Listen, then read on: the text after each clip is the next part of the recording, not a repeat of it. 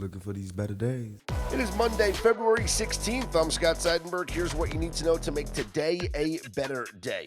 The USA Stars reign supreme at the NBA All-Star Game. We are on to the elimination round of the Olympic Ice Hockey Tournament and a system play in college basketball tonight. Mackenzie Rivers joins me on this episode of Better Day, presented by FanDuel. Mackenzie, the Team Stars defeated Team Stripes to win the NBA All-Star Game. Anthony Edwards was named your most valuable player. Before we get into some of the things that we saw and maybe the betting opportunities that we took advantage of or missed in yesterday's performance, what did you make of the All-Star Game as a whole and the whole format, which we kind of knocked last week? We were very anti the format with USA versus the world and two different USA teams in this round-robin format. But after watching it yesterday, what was your opinion afterwards?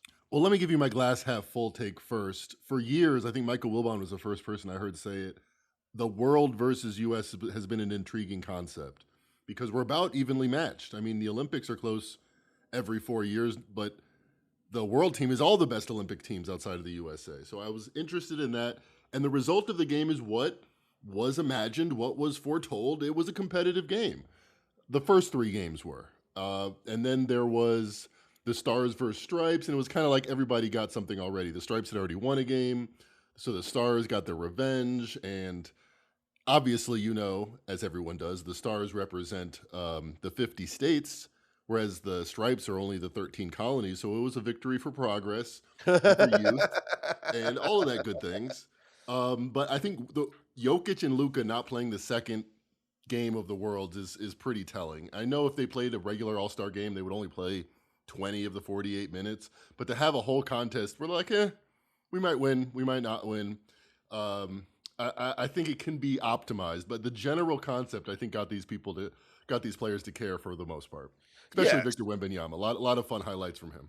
Oh, yeah, he was taking it very seriously. And you saw after they lost that first game, which went to overtime, and they have these overtime rules where it's the first team to score 5 wins, and Scotty Barnes hits that 3 to win it for Team Stars.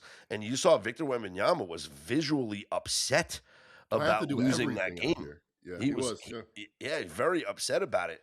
From a betting perspective, the totals – right? So the totals yesterday during the day, even the night before, they were at 81.5 to 82.5 for all three of the round robin games.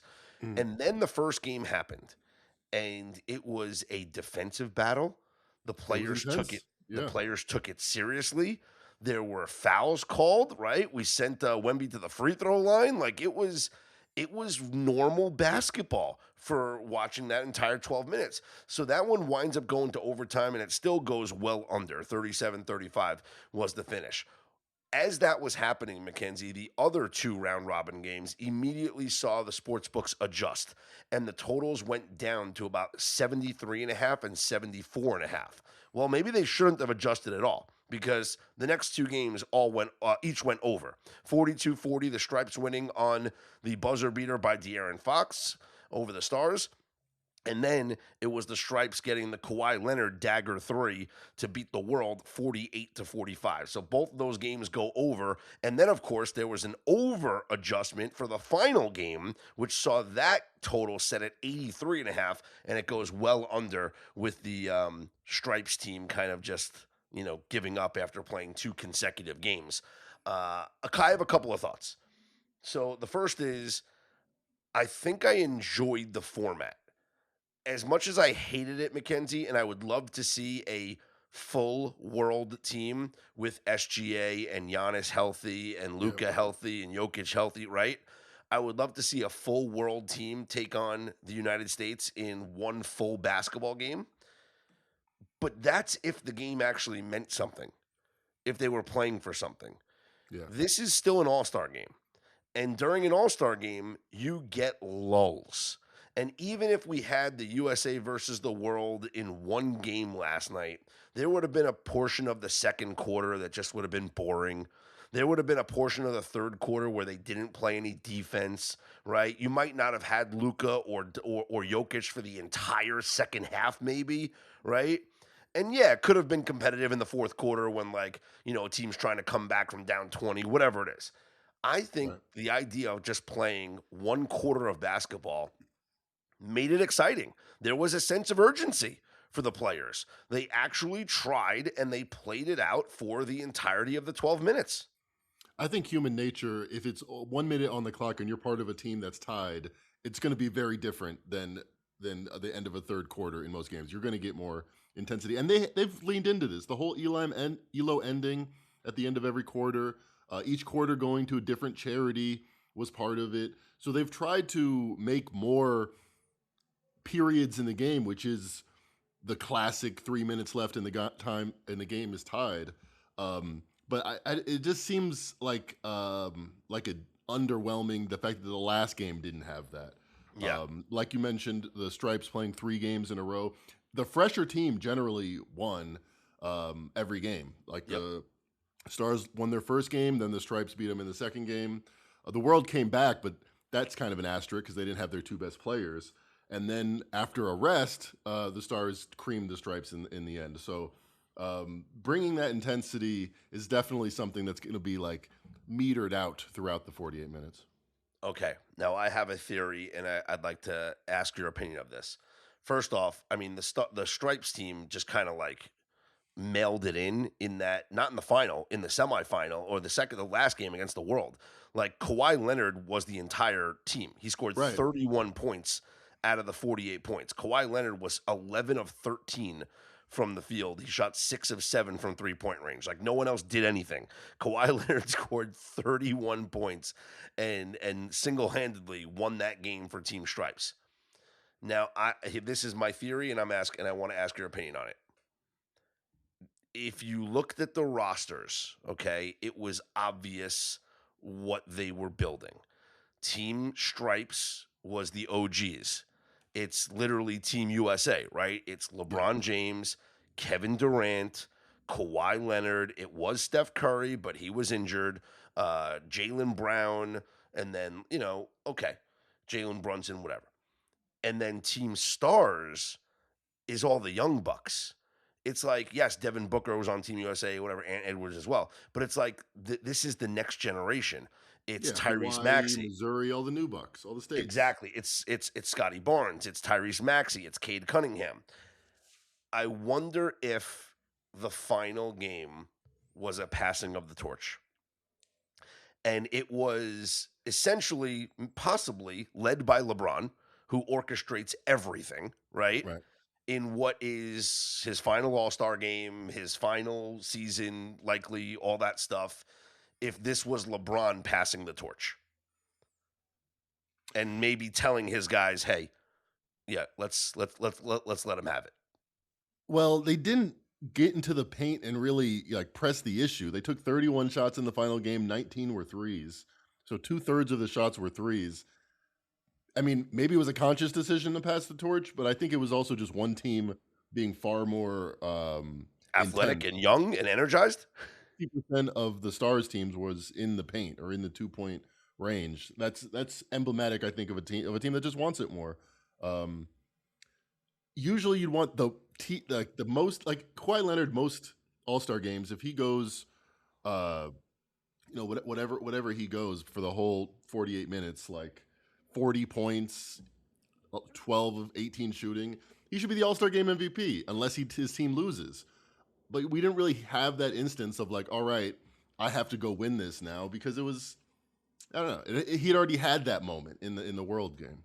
Yeah. So actually the odds to win the MVP. So Wemby was the favorite to start at plus 400. He Then probably played after the best of any player, even though he lost both games. Sure, sure. After the first game, Anthony Edwards became the favorite because he was the leading scorer with 13 points. Yeah. Then after the second game, it was kind of hovering like Wembenyama was still up there because there was a chance if the World won that next game, they'd be in the championship, right? But then Kawhi Leonard scores 31 points, eliminates the World. Kawhi Leonard goes into the championship as the overwhelming favorite at minus 175 to win the MVP. And Anthony Edwards was the second favorite. Nobody else was even close to them. The next player behind them was like Cade Cunningham at like 25 to 1. And then it was just going to be a matter of whose team won.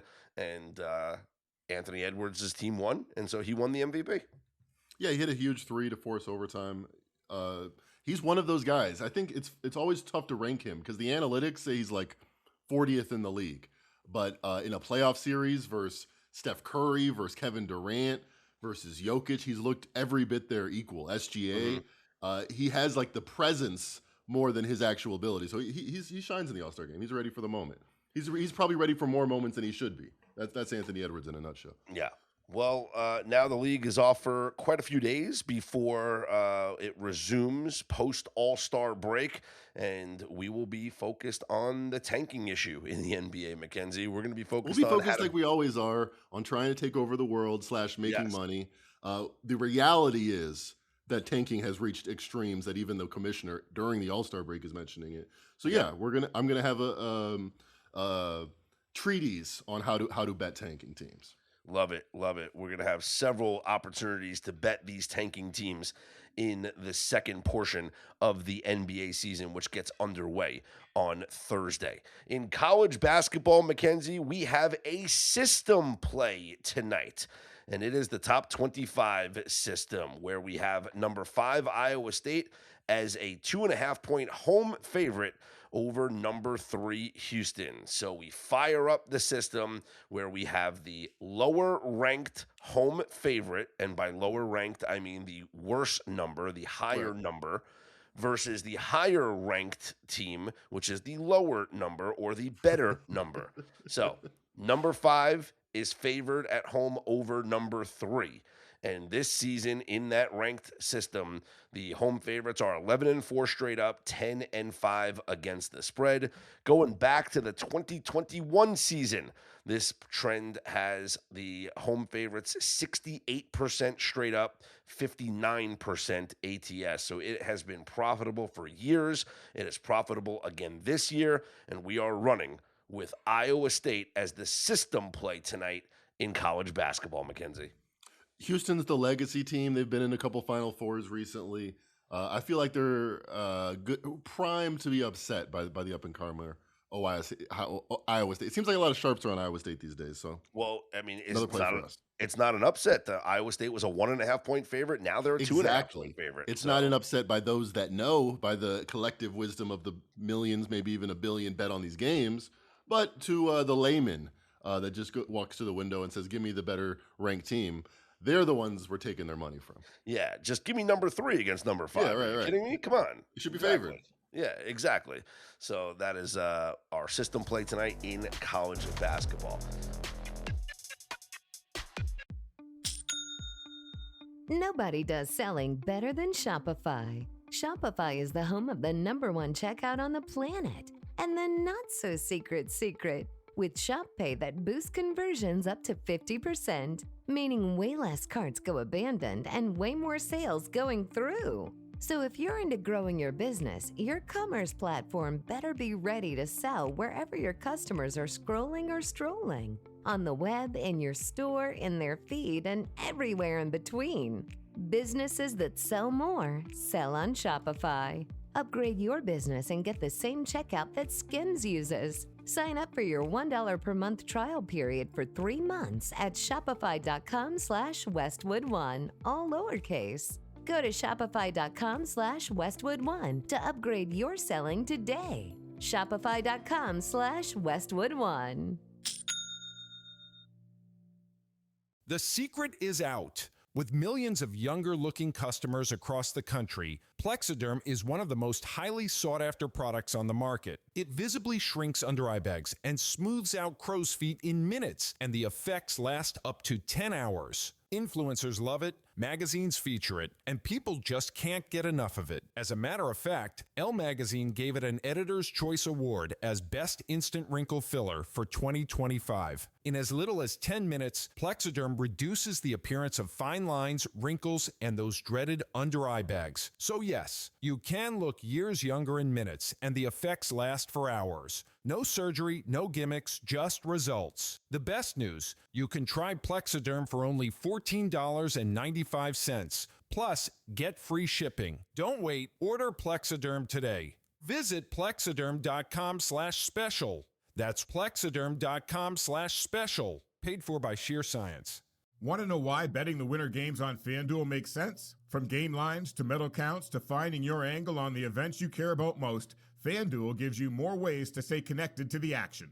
The winter games are on, and there's no better way to follow them than with a bet on FanDuel. Curling matches that start slow and somehow get tense fast. Speed skating decided by inches. Hockey games that feel different from the opening face-off, and so much more. FanDuel. Play your game. Must be 21 or over and present in select states.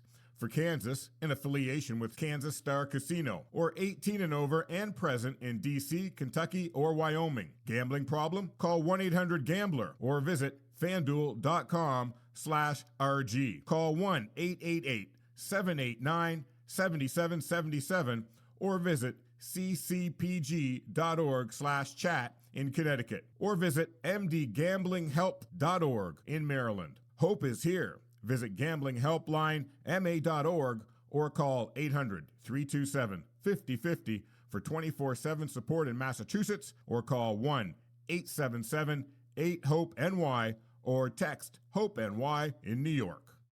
On to Olympic ice hockey, Mackenzie, where the preliminary round has come to a close, and the bracket is now up for the next rounds. It is going to be the qualifying round first tomorrow with 4 games, and then those winners will take on the top 4 seeds that got the automatic buys into the quarterfinals. It's Canada, the number 1 seed, the United States, the number 2 seed, the only 3-0 teams in this tournament, which means that the U.S. and Canada are on a collision course for the gold medal. Your 3 seed is Slovakia, winners of Group B, and Finland is your 4 seed, the 2-1 team with the highest goal differential. Games coming up tomorrow. France will take on Germany, Italy against Switzerland, Czechia takes on Denmark, and Latvia versus Sweden. Canada faces the winner of Czechia and Denmark. The United States faces the winner of Latvia versus Sweden. Went ahead and I gave out plays already for all 4 of these games, Mackenzie, because I think the early lines provide an opportunity to take advantage, if we will. FanDuel posted lines, and here's where we are for these games. And I'm just going to read you the totals. Italy, Switzerland, 6.5. France, Germany, 7.5 now. Denmark, Czechia, 6.5. And Latvia, Sweden, 6.5. And interesting pricing on some of these. Well, what did we just see in the All-Star game? The one double elimination game went 15 points under the total. So I think these games mean a lot more, right? These games are not group games. And what do we normally see like in Game 7s of the Stanley Cup playoffs? Like we always love betting Game 7s to go under. Double elimination. It's going to be interesting to watch for the not preliminary round, for the qualification round. These 4 teams or these 4 games to see then who will play the 4 teams that will be hosting or that have advanced, all the way to the quarterfinals. Here's your odds right now, and Canada is odds courtesy of FanDuel, right? So Canada is the favorite at -140. The United States is at +210. And then it's like Finland 10-1. We're not going to worry about Finland and Slovakia, right? I still think there's value on the United States at +210. Not because I like them versus Canada, but I promise you, when they face Canada in the gold medal game, they will not be +210 against Canada. It's going to be... Probably to like Canada might be -120, the U.S. like +110 or -115, -105 in that game. It's not going to be +210. No, it's not. The reason that it's gone up from its starting point till here is because now it looks like we're going to have to face Sweden. They're -1,000 versus Latvia. So that would be the toughest draw we could get in the semifinals. Yes. But if you like us to beat Sweden, then that +210 is going to have value. Or we could get lucky and face Latvia. And that could happen. And that would be a rematch of a game that we saw in the preliminary round, which United States beat Latvia by a 5-1 score. Connor McDavid is the odds-on favorite to be the MVP, and I understand that. The dude has had 9 points already in the preliminary round. And for those who are keeping score at home, Well, remember, we gave out in our newsletter a play on Connor McDavid over 8.5 points. He has already hit that Cash, by cash that. by having 9 points in 3 games. So cash that ticket already, Mackenzie. Feels pretty good to cash that ticket already. But the books, they hold the money. They say no. The tournament must come to a conclusion. Yeah, you gotta wait. You gotta wait. Actually, sometimes like MGM does pay out early, but how much did they pay you to say that though? No one. Never mind. Yeah, so you might have to wait to get your money there. But that was one of our pre-tournament bets on Connor McDavid over 8.5 points. Macklin Celebrini is actually the second favorite to be the MVP, and he has had a coming out party here in these Olympics, scoring a ton of goals here for Team Canada. A lot of it, though, because he is playing on that top line with Connor McDavid. So McDavid plus 175, Macklin Celebrini plus 550, Nathan McKinnon of Canada plus 750. And the first U.S. player that pops up, Mackenzie, is Connor Hellebuck, the goaltender, at plus 1,200. I do think that's an interesting bet because he's only played 2 games out of the 3 games so far, and he allowed 1 goal in each game. If the United States goes on to beat Canada in the gold medal game, I think it has to be because of Hellebuck. Like, I don't think the United States wins a 5-4 game. Sure. Like, Canada's much better scoring. They have much better scoring on their team. So I think, like, the United States would have to rely on Hellebuck, and maybe he can steal the gold medal here from Canada. And if that's the case, plus 1,200 on him to win, that's a pretty good sprinkle right now. If you knew the USA was going to win it, that plus 210 was going to come in, what are the odds you think or percentage that it would be the goalie? Because that 12 to 1 is saying it's like 1/6 chance. It seems very low. Yeah. Who else could win it? I feel like the skaters are going to kind of cancel each other out. That's a good point. No one's really like overwhelming. I guess Austin Matthews would be like the next favorite. But yeah, I'd say it's Hellebuck. I mean, listen, you're talking to the guy who bet Hellebuck to win the Hart Trophy last year when, I came on mid-season and people were like, what, the goalie to win the MVP? And I'm like, yeah, like he's going to win the Hart Trophy this year as the league's most valuable player and the Vezina Trophy. And he did, and we cashed that ticket. So now I might be going back to the well here with the Connor Hellebuck bet and betting him to win the MVP at plus 1,200. I did think I'm not going to take credit for this because I talked with Josh Engels of Covers yesterday when I was on VSiN, and he brought up this scenario. Like, could you imagine if McDavid wins the MVP and they lose the gold medal game? Like, because keep in mind, McDavid won the McDavid He's a 3-time MVP. McDavid won. He won the Conn Smythe Award when the Oilers lost the Stanley Cup final in Game 7. And could you imagine the old Jerry West Award? Yeah, and could you imagine if he has just like he sets the record for the most points ever, like here in an Olympic tournament? He's already the first player to ever have 9 points in the first 3 games. But like, could you imagine if he has just a ridiculous record-setting tournament to the point where they get to the gold medal game and the U.S. wins 1-0 in overtime? And they still decide, like, hey, Connor McDavid's been the best player this entire tournament. He's the tournament MVP. And the dude will have 2 MVPs in losing efforts. Hey, it's what is sports about? I think the most separation I've ever seen any athlete from their competitors in a team sport was Marta of Brazil, the soccer player. And I could give you all the 50 trophies she won in a row. But if you're a lay person and you're like, did she win the World Cup? No, she got silver. She missed a penalty. Did she win the Olympics? No, she got silver. All right, she can't be the greatest of all time. So come on. If you're supposed to be in that Gretzky conversation, McDavid, do something. I don't want to hear about your goals and your awards at a certain point. Well, perhaps he adds a Olympic gold medal to his resume to go along. Unless he's a choker, is one or the other. Well, he's not a choker. He did score the game winner in the Four Nations face-off overtime. So all right, he got a trophy. He got some silverware. He did get a trophy. All right, that'll wrap up this quick episode. It's an interesting week here in sports because we do not have any NBA. So we're going to focus on college basketball for the next couple of days. Obviously, Olympic hockey is going to be at the forefront. Mackenzie's working on some article here for how to take advantage of the tanking here in the second half of the NBA season. Plus, we'll dive into some other things as well over the next coming days. A reminder, make sure you head to betterday.com where we post the free play on our homepage as we cashed again with our free play winner yesterday on the United States to win the first period. Yes, we needed to score with 10 seconds left, but still, all wins are wins, right, Mackenzie? Out the bucket.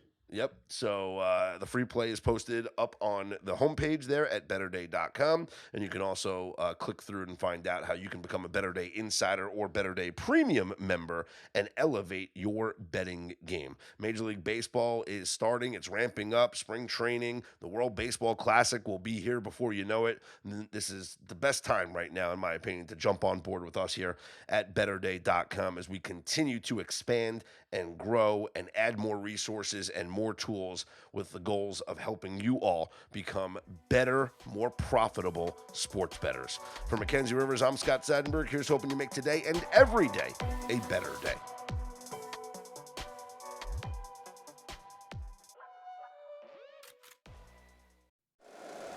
If you like the show, please take a moment to rate, review, and subscribe. It really does help the show to grow. Thank you for listening.